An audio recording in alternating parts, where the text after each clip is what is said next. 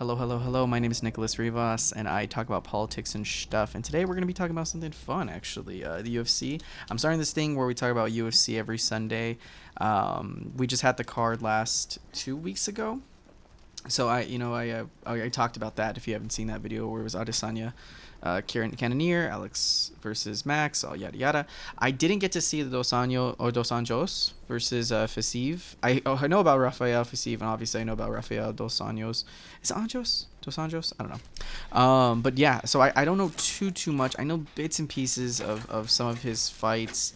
Rafael, he is kind of the up and comer. Everyone's talking about him. Let me see his record too. Like looking at his stuff, I think he's kind of getting up there. Like I think he's title picture isn't that far off for this guy, if I'm not mistaken, right? Looking at his record, he's pretty good. I typically watch fight nights too, and I don't know why I missed it because I like this guy, and I think he is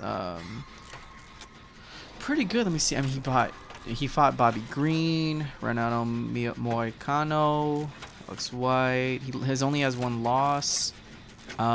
He's been fighting for pretty decent since 2015. UFC since what appears to be since 2019, so he's kind of newer, right? But he's going up, and he's a beast. I don't really know too much about the lightweight lower division. I think we've all been talking about how stacked the top of the cards are, or top of the rankings are. So yeah, I mean we'll see how that goes with this guy, but lightweight is a show. Like lightweight is that's how you know it's good. We're not scraping at the bottom of the ranks to see like who's up and coming to change this, because that's kind of how I feel with Alexander Volkanovski. I feel like nobody's gonna rival him. He has to move up, right? Like I don't know any other division where I'm like he has to move up. Like light heavyweight is up there where it's not as stacked and packed, but man, a lot's been changing. The title's been going around, and you have some great fights. Probably the best fight of the whole year was Glover versus Jiri. So I mean, you got these places like I think it's bantamweight is where Volk is. I'm always forgetting the name of it, but looking it up right now. Looking at the rankings, when you look at featherweight, it ain't shit. Bantamweight, you have some exciting. I can basically see Ultraman lose his belt.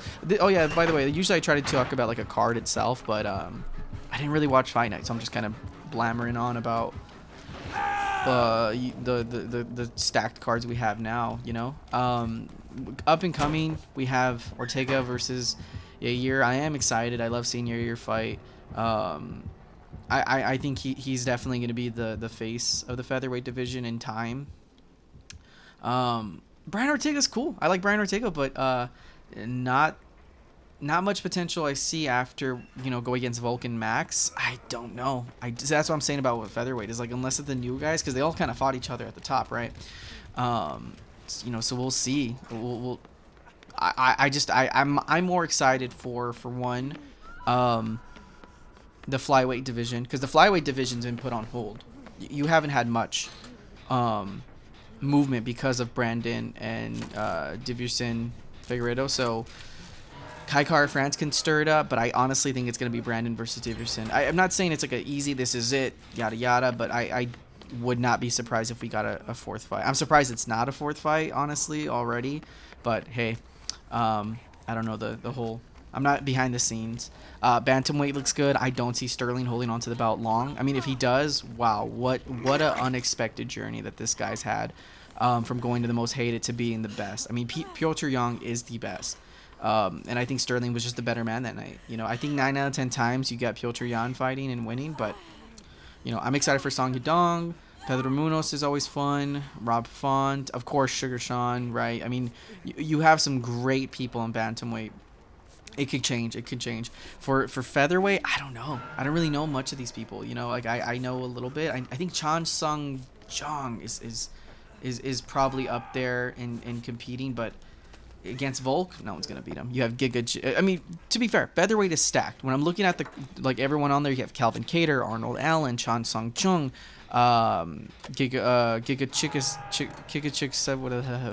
he's good. All these guys are good. Bryce Mitchell, oh my god, my favorite fighter right now, Bryce Mitchell. Like these are all great fights, but it's gonna take time for them. Like I want to see them fight each other before they even get near Volk. And Volk is a different beast. I was the first to hate Volk. I'll be the, I mean, he beat my fucking guy. I hate it. I love Max. That's my guy, but Volk is a different beast.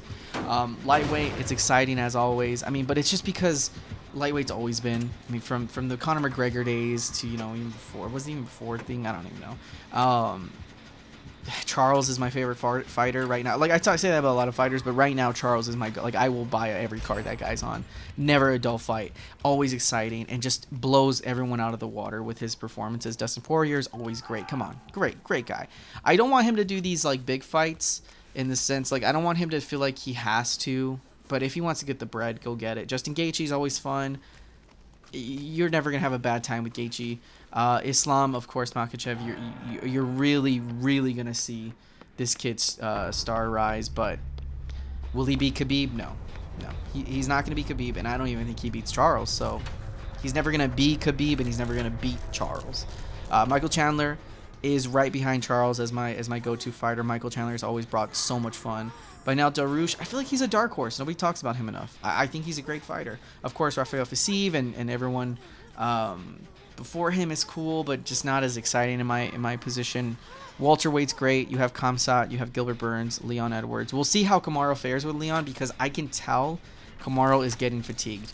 Let's be real here. Kamaru's like, dude, these guys after guys who have to go, like, being a welterweight fighter, ugh, fuck that. All that pain you have to go through with these guys. These guys are all killers. They're all monsters. No. Fuck. I'm surprised Usman has made it this far. Not to say his skill isn't up there. Obviously it is. But to go against that division, insane.